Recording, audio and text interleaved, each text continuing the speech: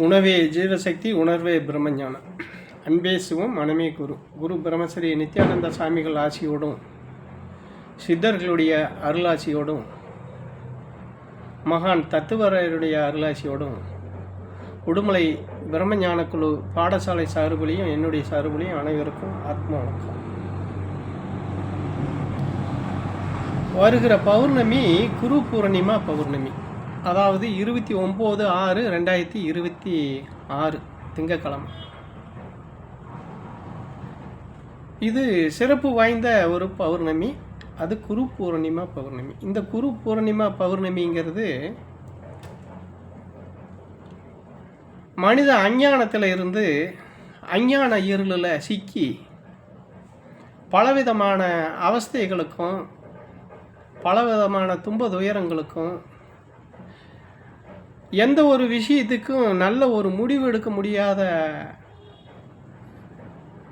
தள்ளாட்ட நிலையும் தவிப்பும் இருக்கக்கூடிய மனிதனுக்கு அஞ்ஞான இருள் சூழ்ந்திருக்கு.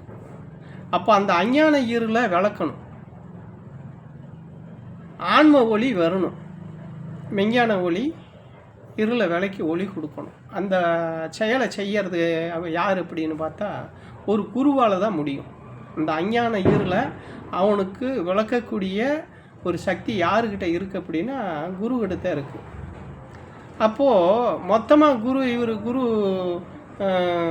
அந்த மாதிரி செஞ்சிருவார் அப்படின்னு சொன்னால் அந்த குருவுக்கு தகுதிகள் இருக்குது. அதாவது இந்த ஆன்மீகத்தில் அந்த குருவானவர் ஆன்ம முன்னேற்றம் அடைஞ்சு ஆன்மீக பாதையில் பயணம் செஞ்சு ஆன்ம முன்னேற்றமாகி அந்த ஆன்ம முன்னேற்றத்தில் ஞான அனுபவங்களை பெற்று அந்த ஞான அனுபவங்களை இந்த மக்களுக்கு சொல்லி நல்ல வழிகாட்டியாக இருந்து அதில் அந்த மக்கள் சீடர்கள் நல்ல ஒரு முன்னேற்றம் அடையக்கூடிய தகுதியை முன்னேற்றம் அடைய வைக்கக்கூடிய தகுதி இந்த குருவுக்கு இருக்கணும். அப்படி இருக்கிறவர் தான் குரு. எந்த ஒரு சுயநலமும் இல்லாமல் ஒழுக்கத்தை சொல்லி கொடுத்து ஆன்ம முன்னேற்றத்துக்கு என்னென்ன வழிகள் இருக்குதோ அந்த வழிகளெல்லாம் காட்டி கொடுத்து ஞான உணர்வு ஏற்படுத்தக்கூடிய சக்தியை பெற்றுக்கக்கூடியவர் தான் இந்த குரு. அப்படி உள்ள குருவுக்கு தன்னுடைய சீடர்கள் மூலமாக அந்த குருவுக்கு நன்றி சொல்லக்கூடிய திருநாள் தான் இந்த குரு பூர்ணிமா பௌர்ணமி. அப்போ வருஷத்தில் ஒவ்வொரு வருஷத்தில் அவர்னால என்னென்ன அவருடைய அனுபவங்களை சீடர்களுக்கு ஆன்ம முன்னேற்றத்துக்கான வழிமுறைகளை சொல்லி கொடுத்து காட்டி கொடுத்து அனுபவங்களை வர வச்சிருப்பார். அதுக்கு ஒரு நன்றி சொல்லணும் இல்லையா? அதுதான் இந்த குரு பூர்ணிமா அப்படிங்கிறது. இது இங்கே மட்டுமல்ல, நம்ம மாதிரி இருக்கிற எல்லா ஆசிரமங்கள்லேயுமே இந்த குரு பூர்ணிமாவை கொண்டாடுவாங்க. அப்போ அந்த குரு பூர்ணிமா அன்னைக்கு பார்த்தீங்க அப்படின்னா அந்த குருவுக்கு இந்த சீடர்களை தன்னால் முடிஞ்ச சன்மானங்களை கொடுத்து அதே போல் அவர்கிட்ட அன்னைக்கு நல்ல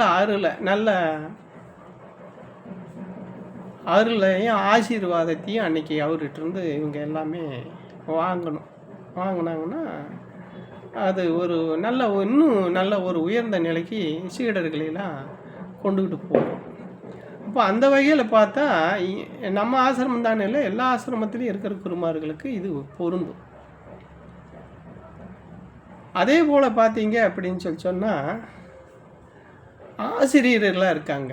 ஆசிரியருக்கு அப்போ அவரும் குரு தானேன்னு ஒரு சிலர் கேட்பீங்க.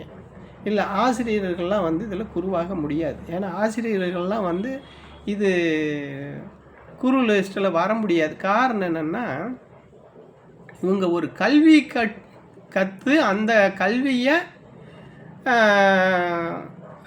மற்றவங்களுக்கு சொல்லி கொடுத்து அந்த சொல்லி கொடுக்குற கல்விக்கு ஊதியத்தையும் அதுக்கு ஒரு பண நிர்ணயத்தையும் வாங்குறாங்க. அப்போ அது குரு லிஸ்ட்டில் வராது.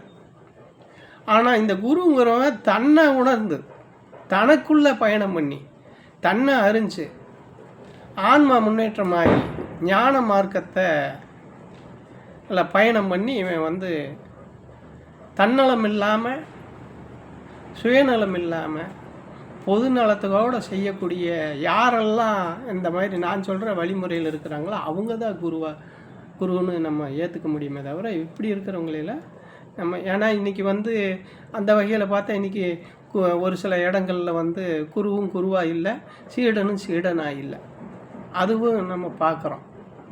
நம்ம அந்த இது நமக்கு தேவையும் இல்லை. ஏன்னா இன்றைக்கி கேள்விகள்லாம் பல பல விதமாக நினச்சிக்கிட்டு கேட்குறவங்களாம் இருக்காங்க. அதனால இதெல்லாம் அப்படியே லேசாக அப்படி தொட்டு காமிக்கிறோமே தவிர அந்த ஆராய்ச்சி நமக்கு தேவையும் இல்லை. அந்த வகையில் பார்த்தா வர்ற பௌர்ணமி 29/6/2026 அன்றைக்கி நம்ம ஆசிரமத்தில் குரு பூர்ணிமா நிகழ்ச்சி அன்றைக்கி நடக்குது.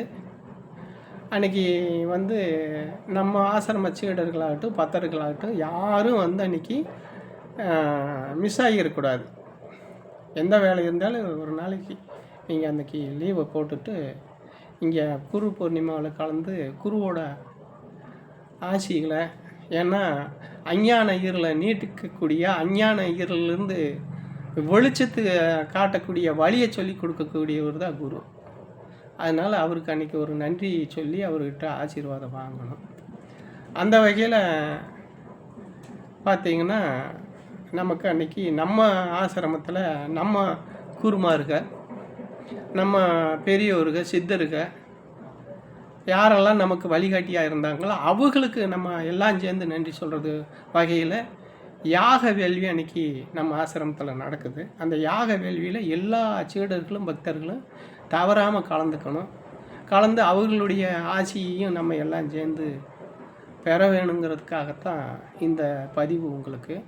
அதனால் வர்ற பௌர்ணமியில் எல்லா சீடர்களும் பக்தர்களும் கலந்து குருவுக்கு தன்னால் முடிஞ்ச சன்மானங்களை என்ன முடியுமோ, ஒன்றும் முடியலையா கடைசிக்கு அவர்கிட்ட வந்து ஆசி வாங்கிட்டு போங்க. பொருளோ இல்லை சன்மானமோ ஒரு முக்கியமே அல்ல, இருந்தாலும் சொல்லணுங்கிறதுக்காக நம்ம சொல்கிறோம். அது அவங்க நிலையை பொறுத்து தான் இருக்குது. அதனால் அதுக்கு தகுந்த மாதிரி நீங்கள் தவறாமல் வந்து ஒன்றுமே இல்லைனாலும் பரவாயில்ல, நீங்கள் வரணும்.